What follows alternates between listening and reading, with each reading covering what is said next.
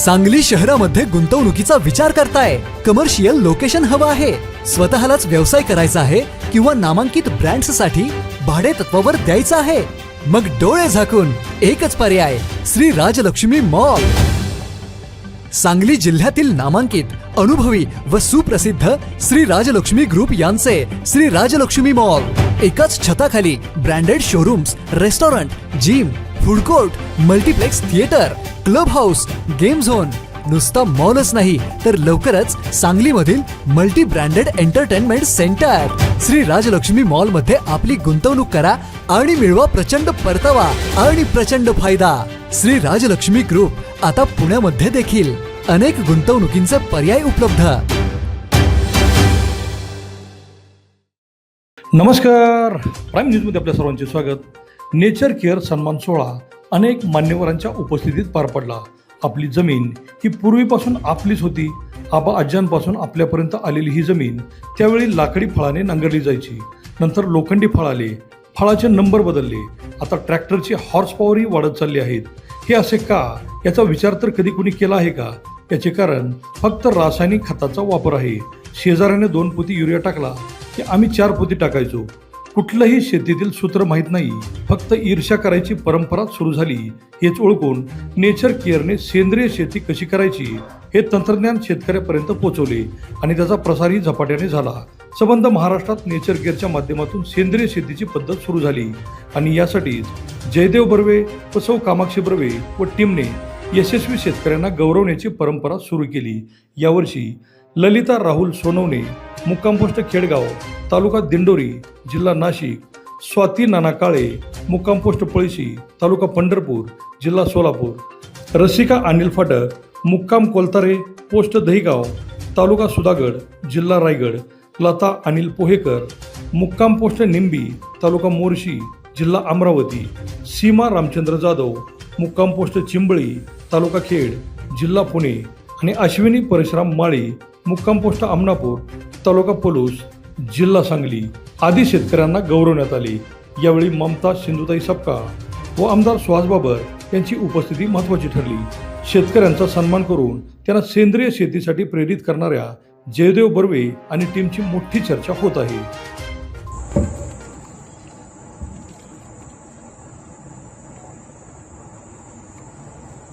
सन्माननीय व्यासपीठ,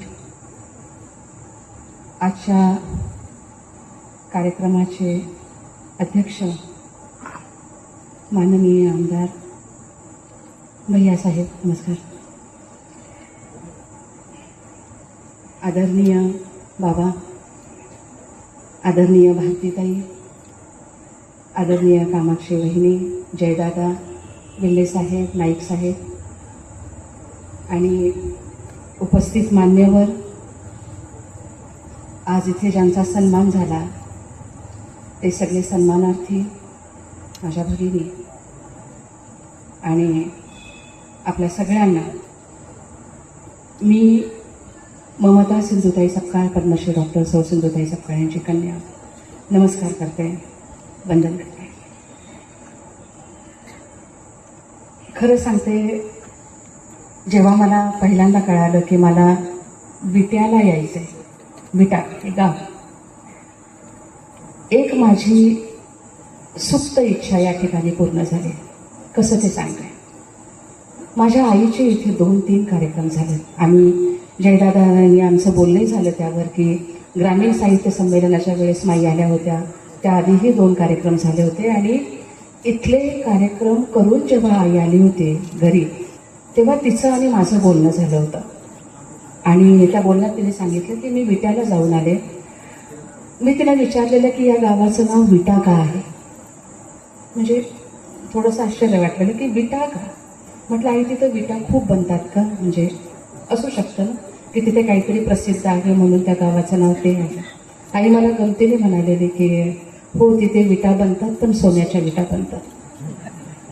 मला फार गंमत वाटलेली तेव्हा आणि कुठेतरी इच्छा होती की या ठिकाणी मी जायला हवं. मुळात ज्या ठिकाणी माझी आई गेली आहे, ज्या लोकांना ती भेटली आहे, ज्यांच्याशी बोलली आहे, त्या ठिकाणी गेल्यानंतर त्या लोकांना भेटल्यानंतर, त्यांच्याशी बोलल्यानंतर मला पुन्हा एकदा आई भेटल्यासारखं वाटतं, म्हणून मी आवर्जून तिथे जात असते. जेव्हा जयदादा मला म्हणाले की ममताताई, आपल्याला विट्याला एक कार्यक्रम घ्यायचा आहे, पुरस्कार सोहळा आहे. युनोने हे वर्ष 2026 जागतिक महिला शेतकरी वर्ष म्हणून डिक्लेअर केलेलं आहे आणि त्या निमित्ताने आपण अल्पभूधारक असलेल्या ज्या भगिनी फक्त शेती हा व्यवसाय करतायत किंवा शेतीशी पूरक असे व्यवसाय करतायत, त्यांना आपण सन्मानित करत आहोत आणि त्यासाठी तू यावंस असं मला फार वाटतं. मी नाही म्हणण्याचा प्रश्नच नव्हता, मी हो म्हणाले आणि काल रात्री विट्याला आले. मुळात जेव्हा मला दादांनी ह्या सन्मानार्थी जे आजचे पुरस्कारार्थी आहेत त्यांच्याविषयी सांगितलं होतं, तेव्हा सगळ्यात आधी त्यांनी हेच सांगितलं होतं की ह्या सगळ्या भगिनी, ह्या सगळ्या महिला अल्पभूधारक आहेत आणि त्यांनी कष्टातून शेती फुलवली आहे. त्यांनी प्रतिकूल परिस्थितीला अनुकूल बनवलेलं आहे आणि असे 77 अर्ज आपल्यापर्यंत आले होते. त्या 77 अर्जांमधनं आपण 30 फायनलिस्ट केले, त्यानंतर 22 फायनलिस्ट झाले. बऱ्याचशा प्रोसेस झाल्यानंतर 6 निवडले गेले, 6 नंतर त्याचे 8 झाले आणि 8 नंतर त्याचे 11 झाले. हे मी सगळं आज सकाळपासून ऐकते आहे. खूप समाधानाची, आनंदाची गोष्ट आहे ही. मला तर वाटतं की जी 77 नावं आली होती ते सगळेच सन्मानार्थी आहेत, ते सगळेच पुरस्कारार्थी आहेत. फक्त त्यांची निवड होऊ शकली नाही, कारण प्रत्येक ठिकाणी शेवटी एक निकष लागलेला असतो आणि तो निकष आपल्याला पाळावा लागतो. इथे पुष्कळ जमीन आणि बक्कळ पैसा हा निकष नव्हता. इथे कष्ट होते, नवनवीन कल्पनांची अंमलबजावणी होती आणि एका ताईंच्या एव्हीमध्ये पाहिलं आणि आम्ही दुपारी पण ह्या विषयावर बोललो. अनिरुद्ध दादांनी मला सांगितलं होतं तेव्हा की स्मशाना शेजारच्या 20 गुंठा जागा ही भाडेतत्वाने घेऊन त्यांनी आधी शेती केली. तिथे भाजीपाला पिकवला आणि त्यानंतर आज त्यांची 2 एकर स्वतःची जमीन आहे. हा खूप मोठा प्रवास असतो. मी तुमच्यातल्या प्रत्येकीची जेव्हा एव्ही बघत होते, तुमचे कष्ट जेव्हा जवळून बघत होते, कानाला एक स्कार्फ बांधून तुम्हाला शेतीत राखताना बघत होते, मी मनातल्या मनात डॉक्टर ताईंना 10 वेळा दंडवत घातले की 20 वर्ष तुम्ही डॉक्टरकीच्या पेशामध्ये असता आणि अचानक एखादी कलाटणी मिळते आणि तुम्ही तो व्यवसाय सोडून तुम्ही शेतीसारख्या व्यवसायामध्ये येता. हे खूप प्रेरणादायी आहे, हे खूप उल्लेखनीय आहे आणि या सगळ्या माता भगिनींचा आपण जेव्हा सन्मान करताय, आपण जेव्हा त्यांना पुरस्कृत करताय, तेव्हा ही पुढील काळासाठी अतिशय उल्लेखनीय गोष्ट राहणार आहे. इथून पुढे असे सत्कार सोहळे सुरू होतील, इथून पुढे ह्या सोहळ्याची कॉपी केली जाईल, पण ह्याचा आनंद आहे की त्याचं पेटंट आपल्याकडे आहे. हे खूप छान आहे. मी तुम्हाला बघत असताना, म्हणजे ज्यांना सन्मान मिळालेले आहेत, मला माझी आई तुकड्या तुकड्यात दिसत होती.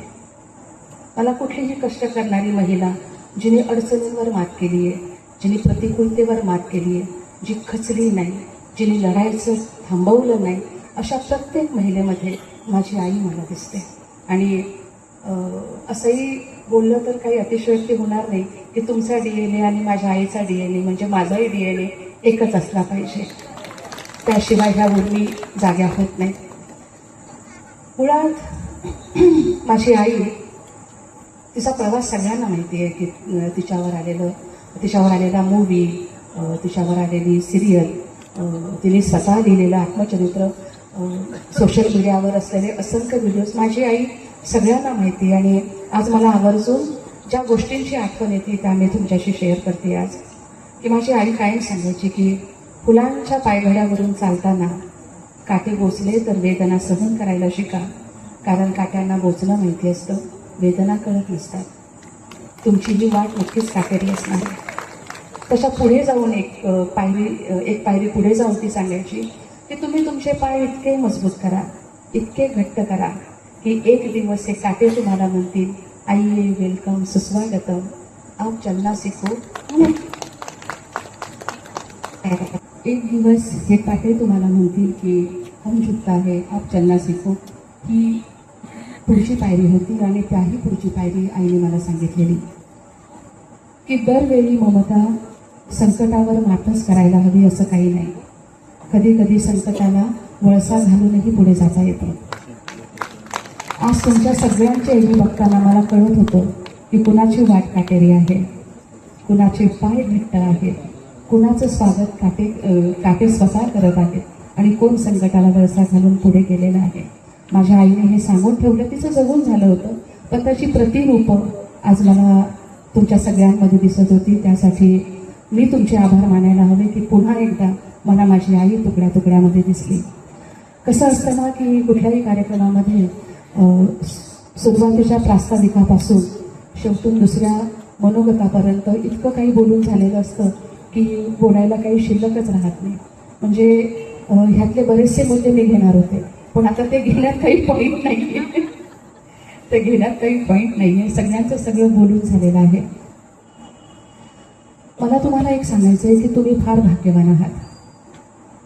ज्यांचे आज इथे सन्मान झाले, ज्यांना आज पुरस्कार मिळाले, तुम्ही फार फार भाग्यवान आहात.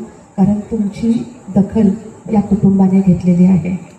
तुम्हाला त्यांनी समोर आणलेलं आहे. आणि मला माझ्या आईचा प्रवास आठवतो की माझ्या आईवर जेव्हा मूव्ही आला मी सिंधुताई सपकाळ, तो 2010मध्ये आला. पण त्याच्या आधीचा प्रवास मी पाहिला आहे. एकटीच उठायची आणि चालू लागायचीच म्हणणार मी, कारण तेव्हा तिच्याकडे पुरेसे पैसेही नसायचे. त्यामुळे जिथे रिक्षा होईल तिथे रिक्षा, जिथे बस होईल तिथे बस, लालपरी असू देत किंवा मग महाराष्ट्र एक्सप्रेस, तिने सगळीकडे जो प्रवास केला आहे, तिने त्या काळात ज्या संस्था उभ्या केल्या, तिने मागे उभं असो, पुढून कुठून मदत येईल ना येईल, पण ती कायम चालत राहिली, अखंड चालत राहिली. आज तुमच्या मागे जेव्हा अशी ताकद उभी राहते, तुमचा उल्लेख आवर्जून सगळ्यांच्या समोर होतो, तुम्हाला सन्मानित केलं जातं. मी पुन्हा एकदा म्हणेन की तुम्ही फार फार फार भाग्यवान आहात की अशी ताकद तुमच्या पाठीशी आहे. मी त्यांची प्रतिनिधी म्हणून तुमचे आभार मानते. त्यासाठी फार फार फार आभार. आता शेवटाकडे येते. मी आज सकाळी अनिरुद्ध दादांसोबत तुमच्या शेताकडे गेले होते. आम्ही पुण्या मुंबईकडची माणसं अशी हिरवं काही दिसलं की हरखून जातं. आम्हाला फक्त सिमेंटची जंगलं दिसतात. घरं घरं घरं, इमारती इमारती इमारती, उंच इमारती, कमी उंच इमारती, परत उंच इमारती. आम्हाला हिरवळ दिसतच नाही. आज जेव्हा त्या शेताकडे गेले, ती आंब्याने लगडलेली बाग बघितली, तुमचं सगळं काम बघितलं, म्हणजे फर्टिलायझरच्या कंपनीमध्ये सुद्धा मी गेले होते. ते सगळं बघितल्यानंतर आणि या सगळ्या मागची पार्श्वभूमी समजून घेतल्यानंतर मी सर्वप्रथम तर बाबांना मनातल्या मनात दंडवत घातले. बाबा, 1976 साली पुण्यातल्या NCL सारख्या ठिकाणचा जॉब सोडून तुम्ही इथे येता आणि जे 30 एकराचं माळरान आहे, खरं तर 40 एकर, ज्यातलं 10 एकर आता तलावामध्ये गेले, त्या माळरानावर नंदनवन फुलवता. आणि अशी माणसं ज्यांच्याकडे वेगळी दृष्टी असते, दूरदृष्टी असते, ते वेगळी सृष्टी तयार करतात, यावर माझा प्रचंड विश्वास आहे. त्यामुळे बाबांचं कार्य, बाबांची नजर, बाबांचा दृष्टिकोन हा एखादा दीपस्तंभासारखा असणार आहे. आणि जयदेव दादा, तुम्ही अपडेटेड व्हर्जन आहात.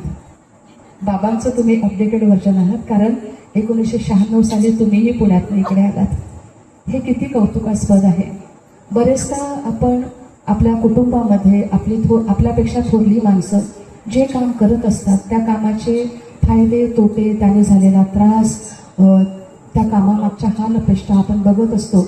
आणि शक्यतो ते स्वीकारलं जात नाही येणाऱ्या पिढीकडनं.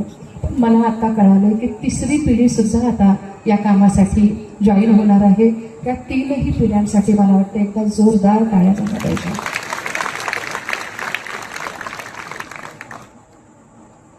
मी माझ्या आईनंतर हे सगळं काम जेव्हा सांभाळते आहे, मी समाजकार्याची पदवी घेतली. मी माझ्या आईसोबत केली. 29-30 वर्ष काम करत होते. पण असं कधी वाटलं नव्हतं की हे काम मला माझ्या आईशिवाय पण करावं लागेल. दादा, तुम्ही जेव्हा सांगत होता की आई वडील नसल्यावर काय वाटतं, मी समजू शकते काय वाटतं. माझ्या अवतीभोवती जे जीव आहेत ज्यांच्यासाठी मी काम करते आहे तेही आणि मी स्वतःही, ज्यांचे आई वडील नसतात ते काय फील करतात हे खूप चांगल्या पद्धतीने मी समजू शकते. म्हणून मी खूप चांगल्या पद्धतीने काम करू शकते हेही मला माहिती आहे. कारण माझ्या आईने सांगितले की तुमच्यातल्या उणीवा ही तुमची ताकद झाली पाहिजे. तुमच्या येणाऱ्या अडचणी ह्यांनी तुम्हाला बळ पुरवलं पाहिजे. त्यामुळे जे आपल्याकडे नाही आहे ते नाही का नाही आहे हा विचार करण्यापेक्षा जे आपल्याकडे आहे ते आधी बघितलं पाहिजे. त्यामुळे कायम मला ग्लास भरलेला दिसतो, अर्धा भरलेला दिसतो, मला अर्धा रिकामा ग्लास कधीच दिसत नाही. हे माझ्या आईचे संस्कार आहेत. महाराष्ट्रातून पूर्ण 4-5 ठिकाणी आमचं काम चालू आहे. मी अनाथ मुलांसाठी, अनाथ हा शब्द वाईट आहे, मी माझ्या मुलांसाठी काम करते. जवळजवळ 250-300 आकडा आहे आता सगळ्या संस्थांमधनं. आणि मी भाकड गायींसाठी काम करते. ज्या गायी सोडून दिलेल्या असतात, ज्या गायींना टाकून दिलं जातं, ज्या गायी कुणीही सांभाळायला तयार होत नाही, अशा 250 गायींचा सांभाळ आम्ही करतो. माझा माई परिवार, मी माई परिवारच म्हणते, माझा माई परिवार आम्ही सगळे मिळून हे काम करतोय. माझी तुम्हा सगळ्यांना विनंती आहे की जेव्हा कधी तुम्ही पुण्याला याल, आपण सगळेजण म्हणजे दादांपासून तर बाबांपर्यंत इथे सगळेजण बसून आहेत. तुम्ही सगळ्यांनी एकदा माईंच्या संस्थेला भेट द्यायला हवी. तुमच्या सगळ्यांचं माईंवर खूप प्रेम होतं, माईंविषयी आस्था आहे आजही. कारण इथे भेटणारा प्रत्येकजण मला भेटत असतो, पण त्याच्या डोळ्यामध्ये मला आईविषयीचं प्रेम दिसत असतं. त्यामुळे प्रत्येकाला माझी विनंती आहे की तुम्ही जेव्हा कधी पुण्याला याल, आमच्या संस्थांना जरूर भेट द्या. काय होईल की जर तुम्हाला आमचं काम आवडलं तर तुम्ही आमचं कौतुक कराल, फायदा आमचाच आहे. आणि जर त्यात काही त्रुटी असतील तर आमच्यात सुधारणा होईल, फायदा आमचाच आहे. त्यामुळे दोन्ही बाजूने फायदा आमचाच आहे. मी तर आता ह्या कुटुंबाची सदस्य झाली आहे आणि हे कुटुंब माझ्या परिवाराचा भाग झालेला आहे. ही अशी माणसं जेव्हा कुटुंबाशी जोडली जातात, माझ्या माई परिवाराशी जोडली जातात, मला बळ मिळतं, मला ऊर्जा मिळते. आणि त्या क्षणी कळतं की कुठला तरी नवीन दरवाजा कामासाठी सुद्धा उघडला जाणार आहे आणि मदतीचे हात सुद्धा अजून नव्याने आपल्यापर्यंत येणार आहेत.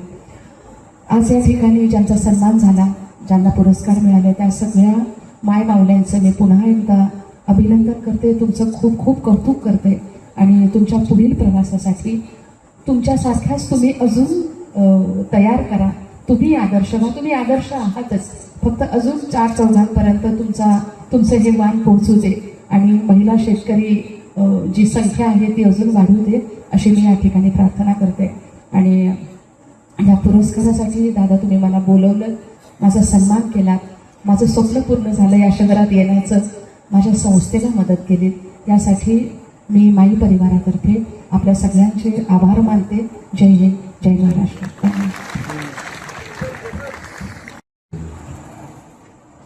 अत्यंत जिवलग आणि लाडकी कवयित्री बहीण, मला माते समान असलेल्या भारतीताई आचरेकर आणि माझे 2 जिवलग कुटुंबीय कामाक्षी आणि जयदेव. आमच्या कार्यक्रमाला तुम्ही आज आलात त्याबद्दल तुमचे आभार. मी आमचं अशासाठी म्हणतो की ज्या दिवशी तुमची कामाक्षीची आणि जयदेवशी ओळख होते तेव्हा तुम्ही विट्याचे होऊन जाता. आणि काल आल्यापासून माझ्या लक्षात आलेले की हे माझंच एक गाव आहे विटा. कळत न कळत गोष्टी घडतात, योग असतात सगळे. आज ज्या माता भगिनींना पुरस्कार मिळालेले आहेत, खरं तर याच्यानंतर काही बोलू नये, पटकन जाऊन जगण्याला भिडावं अशी उर्मी देणारे त्यांचे एव्हीज आपण बघितले की कुठल्या कुठल्या छोट्या गोष्टी आपण तक्रारी करत बसतो.